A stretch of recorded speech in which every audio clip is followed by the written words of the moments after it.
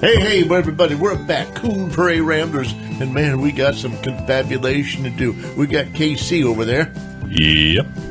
That was a long yep. Yep. And we got our guest taking the place of Luke, the rebel without a clue. We got Dangerous Dave. Howdy, y'all. I'm here. Yeah, and we got Yeti behind the glass there, and me, the amiable, affable, fleet of foot, dynamic mailman. And Self-described. It's self-described. And we're going to talk about bicycles. Yeah. You know, I got to thinking the other day, my saw, they have these pages on Facebook where you can buy, sell, trade groups, and somebody I knew put a bicycle on there for free.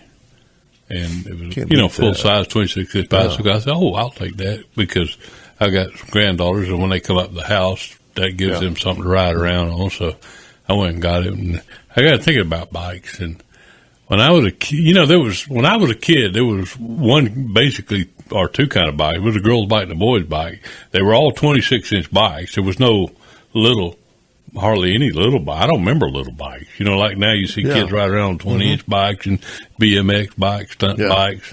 There was a cruiser of big bikes. That's all there was. Big fat tires and all. And kind of think about was the pedal brake? Yeah. Yeah. I mean, you did see every once in a while you'd see somebody had a English racer. It was cool. They had the little skinny tires and the shifters and all, but all us rednecks, we all had the big fat tires with everything. And as soon as you got one, you started modifying it. Yeah. You took the fenders off. I don't know why, but we took the fenders off, and then we took the... so you get mud in your face when you ride. Yeah, and you get that streak up your back, that wet streak. Yeah. And then also we'd take off the chain guards.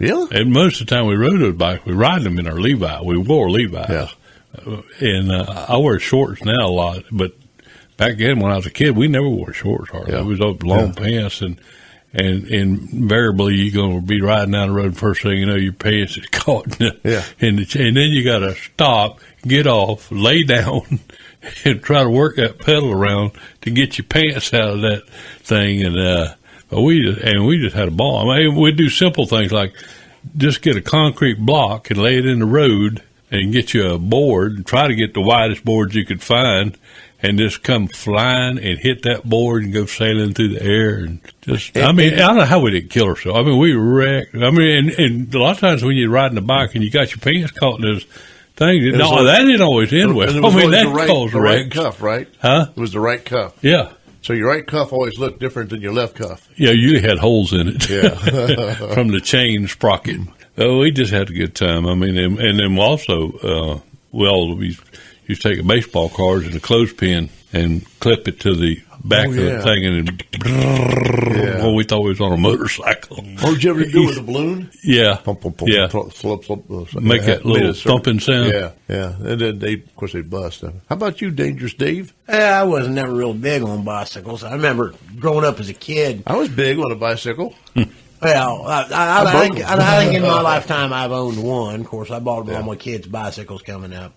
But one thing I remember was, and of course this might have been a Miami thing, but when I was a kid, they'd take a bicycle and they'd make what they call a chopper out of it. They'd put real long front forks on it, a little bitty front tire, a big tire in the back. You almost had to lay down to ride the thing. Yeah.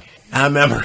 That's how they did in Miami, huh? I remember we was coming up to an intersection, and back then everybody rode their bicycles on the sidewalk. They wasn't supposed to, but that's where they rode it. And the kid was going to cross from one street, cross the other at the intersection. So he's coming through there on his chopper bike, and there was a bump coming down off that curb.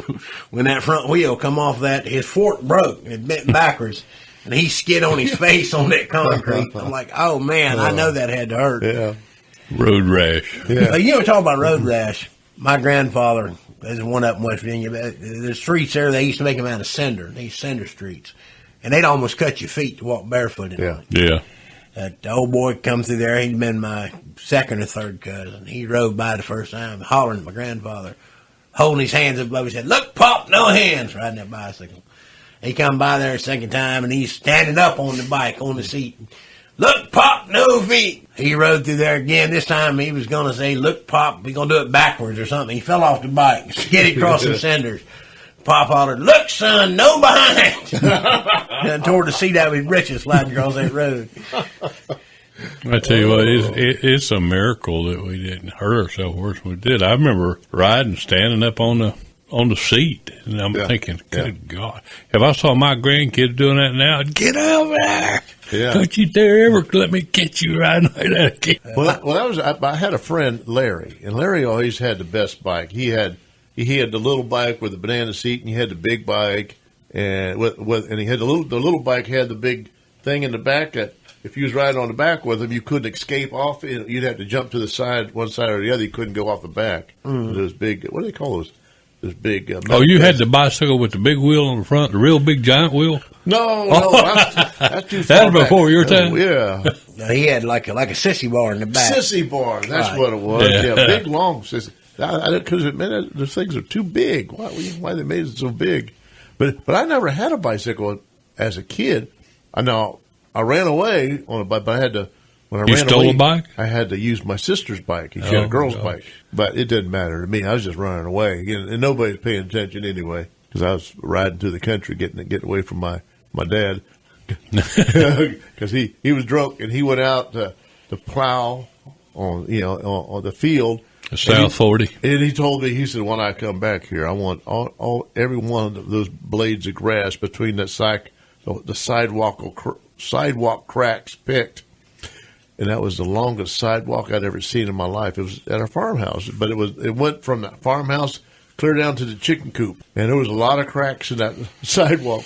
So I'm thinking, there ain't no way between now and 5 o'clock I'm going to have that done. So come 5 o'clock, I'm going to get a whipping. I think I'm out of here. Anyway, I never had a bicycle, but you knew how to ride. I have one now. Yeah, how far did you have to ride to make your initial getaway? Gerald Newberry. Yep. He told me because he had my book, and he said, and I must have put enough markers or cues in my book. He says I followed you across Southern Ohio on my internet. And he says, I figured you went about 32 miles. Oh, see, I read your book, and I was thinking closer to 50. Of course, when I read your book, I was, reading it, I guess, with the mind of a child. So to them, 1 mile seemed like 10. It seemed like 100 to me because it took all day. I mean, from the time my dad left to go plow. And you know what the poetic justice was? I found out later that Dad never did make it back because he was on the side of a hill, and the tractor rolled on him.